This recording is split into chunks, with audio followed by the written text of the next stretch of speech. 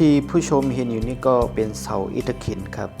จะมีปีละครั้งครับที่ใส่ขันดอกไม้ครับจะเป็นในเดือนพฤษภาครับดีผู้ติดตามเขาเลยหันอยู่ในกอในคณะเป็นเสาอิฐขินในคาเสาอิฐขินก็มีดี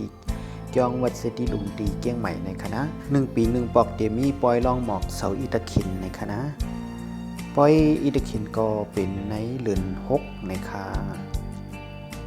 ที่ได้หันอยู่ในกอเป็นปื้นในคณะที่อันเป็นข้างๆเสาอิฐขินเนี่ยเป็นปื้นมือปันตาเป็นเสาในคณะและ